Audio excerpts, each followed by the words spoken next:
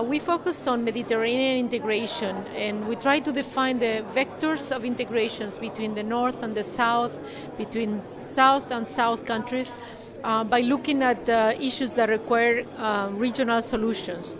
That's why climate change it's one of our programs, and we try to approach this challenge for the region from the perspective of energy integration. Also, we are involved in a water scarcity program, and we collaborate with FEMISE and the other partners represented in this event today.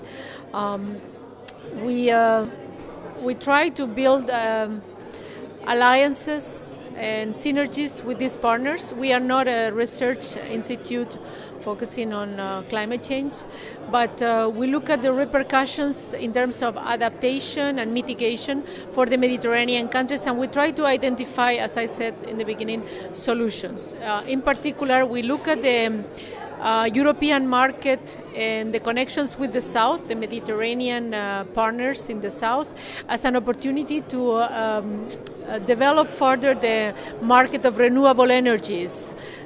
Given the goals to decarbonize and the COP21 objectives of the different countries in the Mediterranean region, we try to help, especially the countries in the South, to define what that means for their policies and to adapt.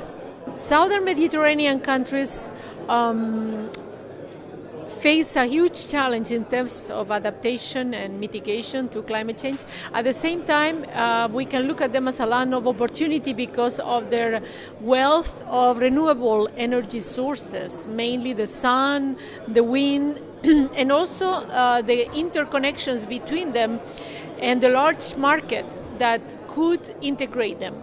So we need to look at them as countries that can benefit from new technologies and integration between them.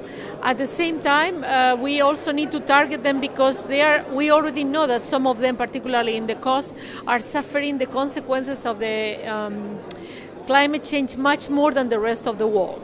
Technology innovations and even digital transformations can help us face better the challenge of climate change. For example, we can think of smart meters to try to help and modulate the production to adapt to the demand. The demand for energy fluctuates depending on the day, on the weather, on the month, the month in the year.